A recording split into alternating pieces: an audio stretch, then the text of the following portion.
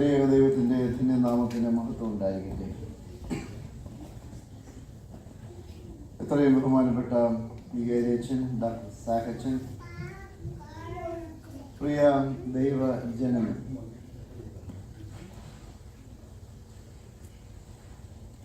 ദൈവത്തിൻ്റെ ആലയം എത്ര മനോഹരമായിരിക്കും. ആ മനോഹരമായ ആലയത്തിൽ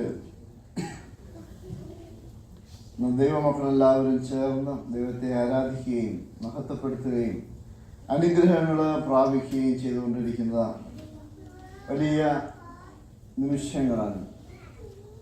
അതിനകത്ത് ദൈവത്തെ മഹത്വപ്പെടുത്തുന്നു. ഇന്ന് നാം 12 സ്ലീഹന്മാരുടെ, അപ്പോസ്തലന്മാരുടെ ഓർമ്മ പെരുന്നാൾ ആചരിക്കുകയാണ്. 12 അപ്പോസ്തലന്മാർ അല്ലെങ്കിൽ സ്ലീഹന്മാർ ആരാണെന്ന് ചോദിച്ചാൽ എല്ലാവർക്കും അറിയാം അല്ലേ? ഞാൻ ചോദിക്കുന്നില്ല.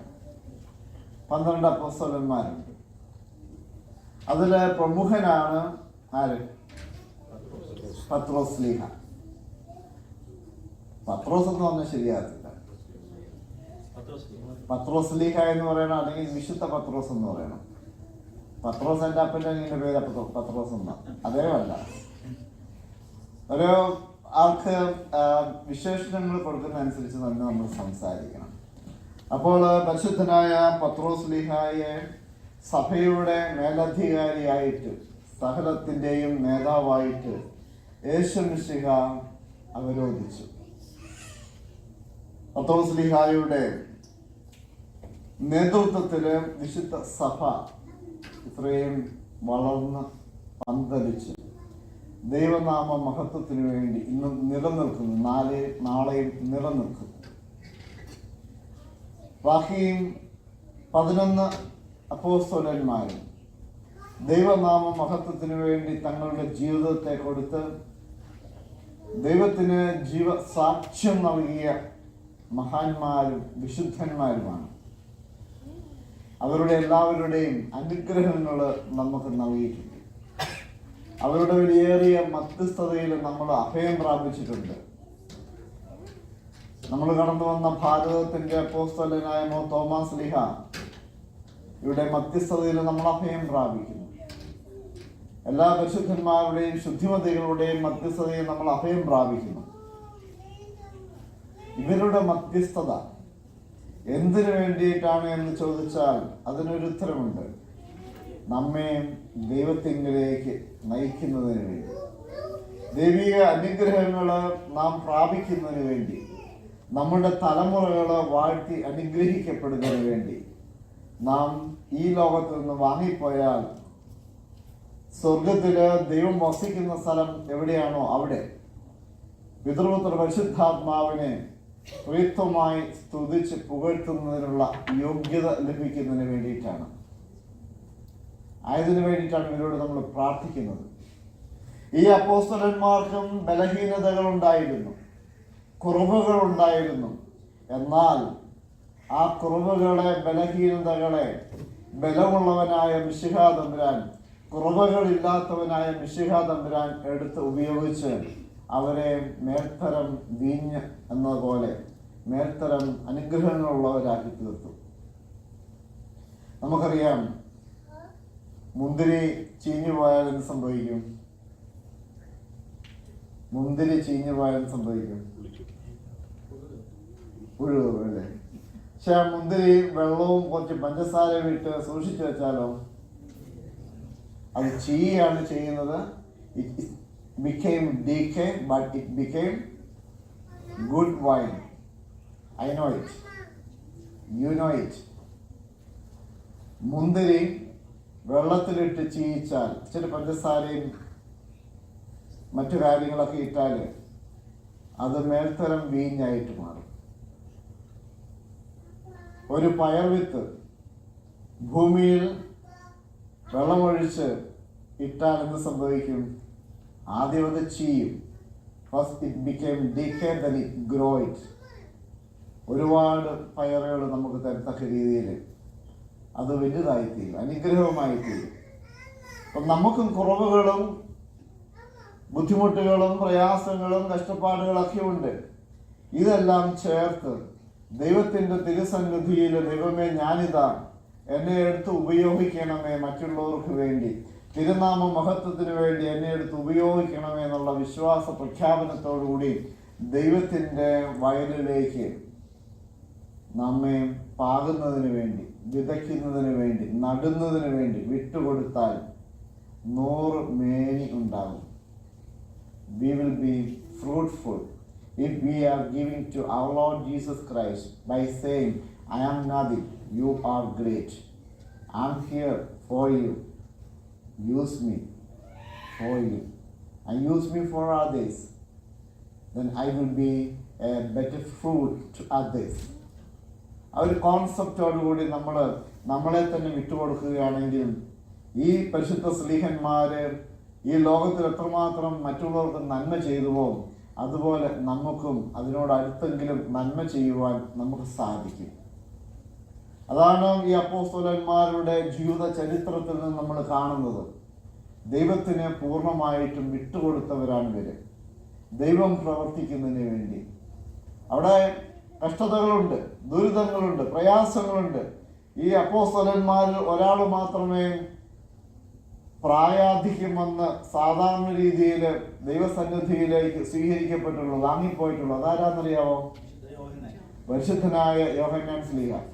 അദ്ദേഹമല്ലാതെ ബാക്കി 11 പേരും ഒന്നുകിൽ തലകീഴായിട്ട് ക്രൂശിക്കപ്പെട്ടു, അല്ലെങ്കിൽ വാളുകൊണ്ട് അവരുടെ തല ഛേദനം ചെയ്തു, അല്ലെങ്കിൽ അവർ കല്ലെറിയപ്പെട്ടു, അല്ലെങ്കിൽ തൂക്കിലേറ്റപ്പെട്ടു. അങ്ങനെ പല രീതിയിൽ അവരെ നിഷ്കാസനം ചെയ്തു, അവരെ വധിച്ചു. അവർ രക്തസാക്ഷ്യ മകുടമണിഞ്ഞു. നമുക്കും കഷ്ടപ്പാടുകളുണ്ടാകും, ബുദ്ധിമുട്ടുകളുണ്ടാകും, പ്രയാസങ്ങളുണ്ടാകും. പക്ഷേ നാം ആർക്ക് വേണ്ടിയിട്ടാണോ ജീവിക്കുന്നത്, ആരുടെ നാമമഹത്വത്തിന് വേണ്ടിയാണോ നമ്മൾ പ്രാർത്ഥിക്കുന്നത്, പ്രവർത്തിക്കുന്നത്, അതനുസരിച്ചിരിക്കും നമുക്ക് കിട്ടുന്ന പ്രതിഫലം.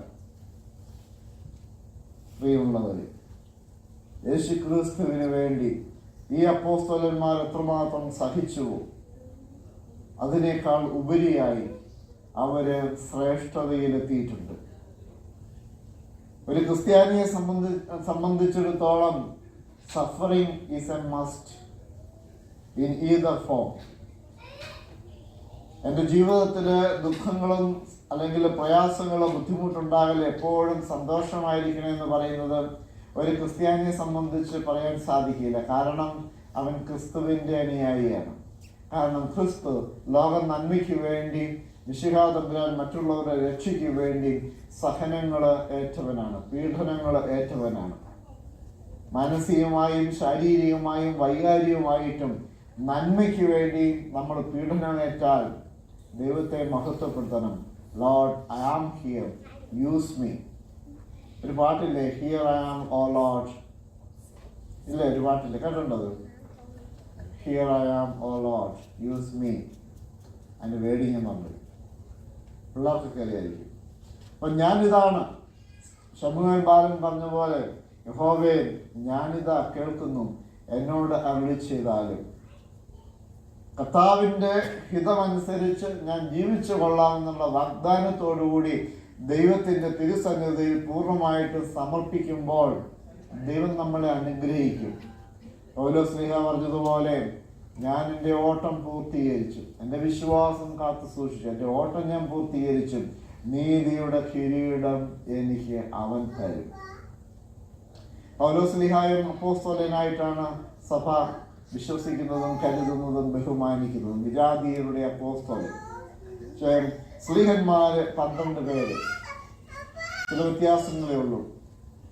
എല്ലാവരും ദൈവത്തെ മാനിച്ചവരും, ദൈവത്തെ ധരിച്ചവരും, ദൈവത്തെ വഹിച്ചവരും, ദൈവത്തെ കൊടുത്തവരുമായിരുന്നു. നമ്മളും ദൈവത്തെ വഹിക്കുന്നവരാണ്, നാമും ദൈവത്തെ മാനിക്കുന്നവരാണ്, നാമും ദൈവത്തെ കൊടുക്കേണ്ടവരാണ്. ആർക്ക്? ദൈവത്തെ പറ്റി അറിവില്ലാത്തവർക്ക്. സകലർക്കും ദൈവത്തെ കൊടുക്കേണ്ടവരാണ് നമ്മൾ ഓരോരുത്തരും.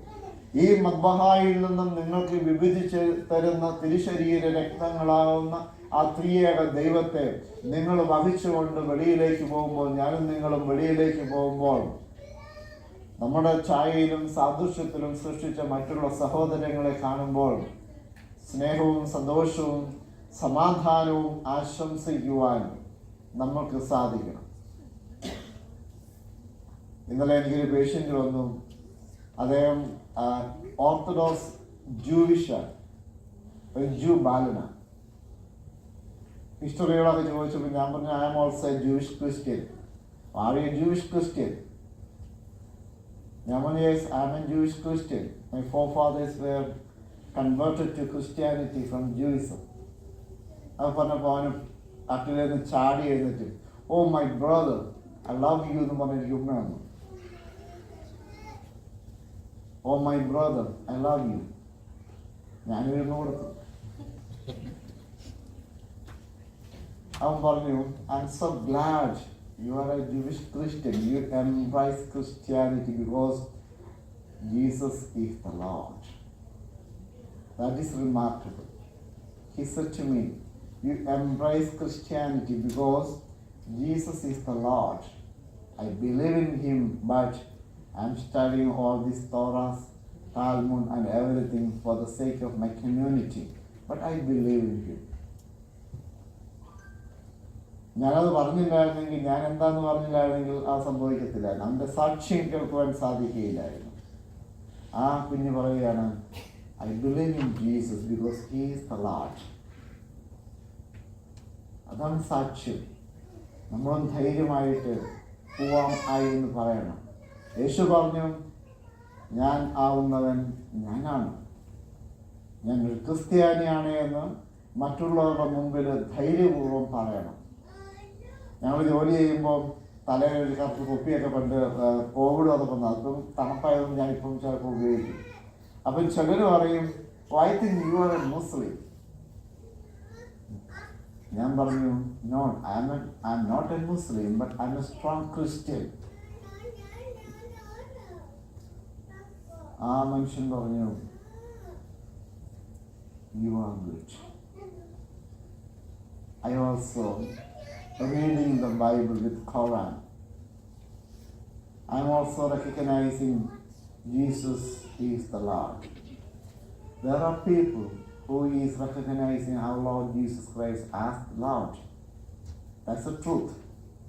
So whenever we are getting some opportunity to proclaim the Lord, the Lordship of our Lord Jesus Christ, give it up to others.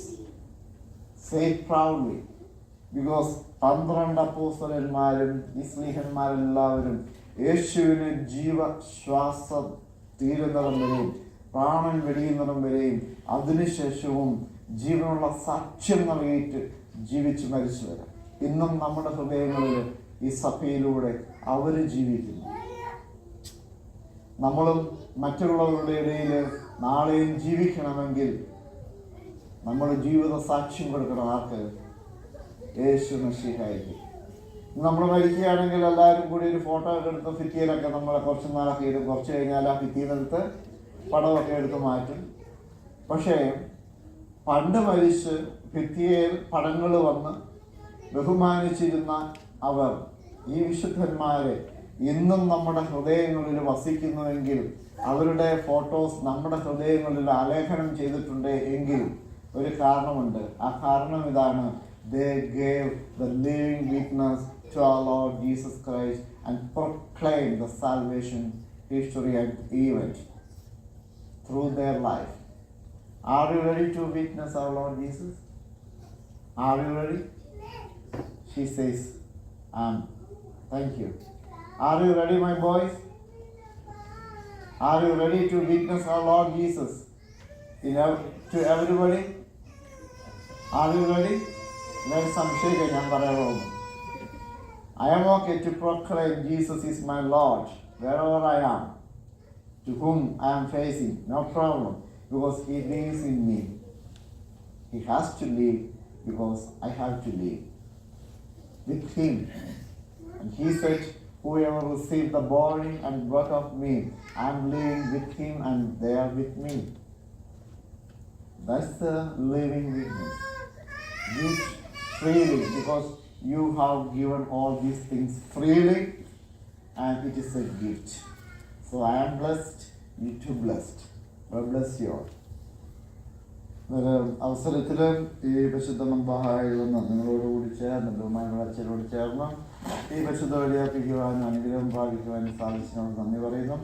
താമസിച്ചാണെങ്കിലും പലരെയും കണ്ടൊരു സന്തോഷം. ഞാൻ വിചാരിച്ചു ഈ മക്കളൊക്കെ എന്ത് ചെയ്യും എന്നെ വരാത്തത്. പിന്നെ ഇടയ്ക്ക് നോക്കുമ്പോൾ കാണുന്നുണ്ട്, സന്തോഷമായി. അപ്പോൾ നേരത്തെയൊക്കെ വരാൻ ശ്രമിക്കണം കേട്ടോ. വീണ്ടും വീണ്ടും പറയുക. എനിക്കറിയാം നിങ്ങൾ ജോലിയിലും കാര്യങ്ങളൊക്കെയാണ്, ഞങ്ങളും എല്ലാവരും ജോലി ചെയ്യുന്നതല്ലേ. But please come airway because not somebody is waiting for you. Not me, not this father, but the great Father is waiting for you to give you all the blessing fully. ബൈബിളിൽ ഒരു വചനമുണ്ട്, 11 മണിക്ക് വന്നവനും തുല്യ പ്രതിഫലം ലഭിക്കും എന്നൊക്കെ പറഞ്ഞിട്ടുണ്ട്. എന്നിരുന്നാലും 1 മണിക്കൂർ വരുമ്പോൾ സാറ്റിസ്ഫാക്ഷൻ വലുതായിരിക്കും. ആ 1 മണി മുതൽ വരുന്ന 12 മണി വരെ ജോലി ചെയ്യുന്നത് കിട്ടുന്ന ആ satisfaction. I did the work, I am gaining it even though it is free. God bless you all. I just mentioned my feelings to you, my love to you. God bless you. Thank you. Thank you again, Reverend Father Dr. Joseph Mathai. Again, it's refreshing to hear Achin's message and also Achin's experiences working as a chaplain there in the Houston area, and so we look forward to more, again, on a regular basis. Again, I just want to acknowledge the presence of all our members. Again, many people are traveling today, many people are working also, but again, you have chosen to be here in the presence of the Lord. I appreciate Achin welcoming everyone to experience the blessing of the Father in the fullness by participating fully in the service.